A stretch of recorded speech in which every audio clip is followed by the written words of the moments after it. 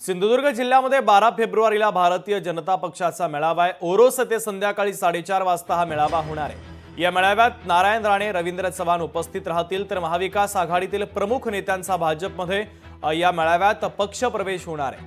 भाजप जिल्हा सरचिटणीस रणजित देसाई यांनी पत्रकार परिषद घेत ही माहिती दिली आहे। संपूर्ण सिंधुदुर्ग जिल्ह्यातील प्रत्येक तालुक्यामध्ये भारतीय जनता पार्टीचा किंवा पदाधिकारी असतील किंवा कार्यकर्त्यांचे मेळावे आता आयोजित करण्यात येणार आहे आणि याची सुरुवात येत्या बुधवारी म्हणजेच 12 फेब्रुवारीला सायंकाळी ठीक 4:30 वाजता या ओरोस जिल्हा मुख्यालयातून होणार आहे। जिल्हा मुख्यालयात आपलं जे भवानी मंदिर आहे त्याला लागून जे भव्य असं खुलं पटांगण आहे, या ठिकाणी भारतीय जनता पार्टी कुडाळ तालुका फक्त एका तालुक्याचा मेळावा होणार आहे।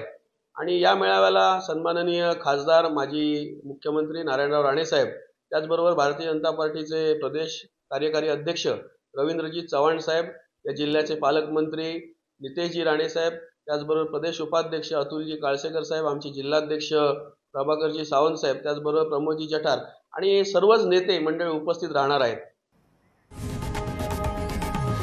लोकशाही मराठी ऐका, पहा, जागरूक रहा।